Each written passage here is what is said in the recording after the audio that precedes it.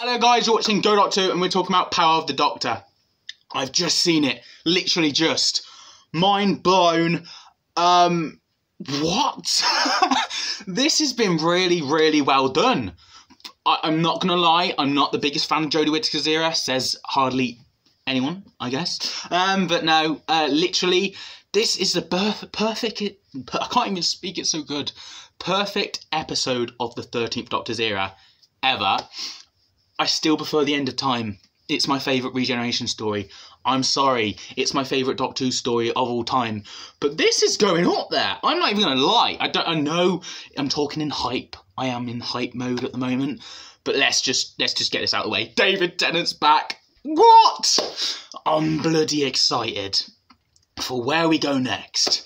But of course, the degeneration. I'd love to see how that happens. Also in the trailer, we get Ncuti Gatwa, Catherine Tate and David Tennant in these little scenes. I'm excited for the 60th anniversary, 2023. Let's go. Now that's out of the way, let's get onto the story. So I think Ace and Tegan, they were classic companions. Bringing them back really worked so well. However, they got to interact kind of with the Doctor. They were virtually. Now my mind blown when we got to see David Bradley back as the first Doctor, and then we got to see the old Doctors in obviously looking older, but them interacting with their companions. Ace got to interact with the 7th Doctor, Tegan got to interact with the 5th Doctor, the Master wearing all their clothes, even David Tennant's tie, Sylvester McCoy's top, this stick of celery, of course, referencing the 5th Doctor, Jodie's outfit, the long scarf for the 4th Doctor. That was one thing. We didn't get Tom Baker back, but he's getting old, bless him. He was in the 50th, so at least we got more Doctors. And Paul McGann. So basically at Comic-Con, Paul McGann told me, and I didn't know how to take this, Paul McGann said to me, I think we're all going to be coming back in some way at some point, I'm sure. And he gave me like a little look. And I just thought that as, okay, but I also thought it as was, he's maybe just hoping one day. But he didn't tell me, but he gave me that. And that was in the start of the year. So, yeah. Paul McGann kind of told me this was happening. And I just let it pass. I put it all on my TikTok of that video. I actually recorded it. So, yeah, I've got that on record. But anyway, the Doctors, classic Doctors interacting was lovely. Let's get to the ending as well, with the Graham sorting out like a, hi, I'm Graham, and we've all interacted with the Doctor thing. We got the 6th Doctor companion back. We also got who you'd be familiar with from Katie Manning, who is the 3rd Doctor companion. Also, she was in the Sarah Jane Adventures. She was in the ending there. It was nice. And Ian, that old guy called Ian, the 1st Doctor's companion, Ian Chesterton. That's lovely. I have seen some of his stories in, and Ian and Barbara's chemistry. Yeah, it was really good. So it was nice to have them interact, and as the Doctor was regenerating. Interestingly, tag is the Doctor's last words. Okay. Tag to the next one. I kind of like it, in a way. It kind of suits. Also, I can get why people eating the ice cream can pull you out the moment in certain ways. But I think it's so 13th Doctor. They've done this to the T. I think they nailed 13's regeneration and her character. Of course, they wrapped everything up quite well. However, if you're talking about the damn fob watch, didn't get reference. The Timeless Child didn't get reference. And I think Chris Chibnall knew what he was doing when he pulled a small child who looked familiar to the Timeless Child Doctor. You know, that little girl.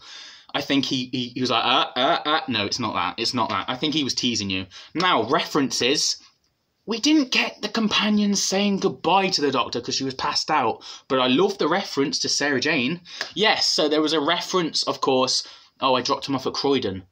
In the return of Sarah Jane's first story in the Runaway Bride school reunion with David Tennant, she said, it wasn't this where you dropped me, it was Croydon. It was Croydon. So the companions get left in Croydon again. Love that reference to Sarah Jane. That was cool. The lighting on this is bad. Oh dear. Focus. I'm regenerating. Oh no. Oh no, we really haven't got the good lighting. I have to do it like this a bit. The upgrading with the Cybermen. Why do I feel like I'm literally regenerating? Anyway, yeah. The Cybermen upgrading. I love that the Cybermen was actually killing people. I love that because obviously they were upgrading. They needed to be stopped, so they blew up the base. No reference to Osgood or anything like that.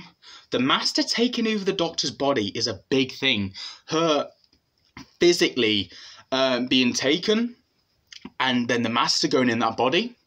I've always had an idea as a spin-off of the Doctor taking the DNA, taking the Doctor's DNA, the Master would, and suck it into him, and as he regenerates he turns into a past Doctor and passes it off as himself and goes off basically doing his own thing, messing up unit and doing this and all that, and then the Doctor has to come and stop the Master from using his or hers old face as the Doctor. I've always had that idea. This has kind of been used in this story now, so they can't really do my idea, but I love the Master taking the Doctor's DNA and wrecking it, you know, going onto a leaderboard and going, oh yes, I just made these two planets fight against each other.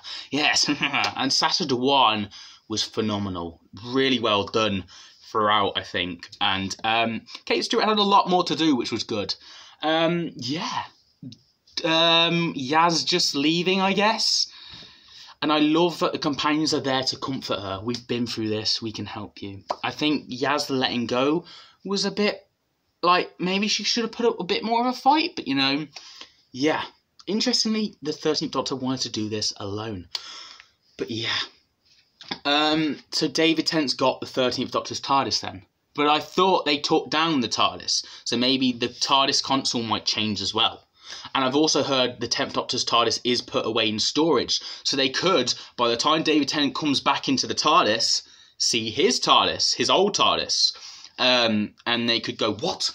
Why has this changed? Because why is David Tennant here? It's not explained. So they could potentially, when we go into the TARDIS again, when we go in that box, it could be David Tennant's TARDIS again. Slightly different, because obviously his costume's slightly different.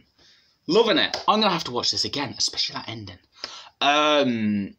Yeah, the Master killing the Doctor with that thing. He's like, if I can't die. Oh yeah, the Master. The planet got destroyed. How is he going to... He's just going to come back next time and go, I survived. Just because that's what they did in the classic era. But how is he going to get out of that? His body, he was unconscious as the planet was dying. So how does the Master come back? Is this it? Is this the end of the Master? Of course not. It's the Master. But... that's interesting. The Master doing that thing and obviously shooting the Doctor of such.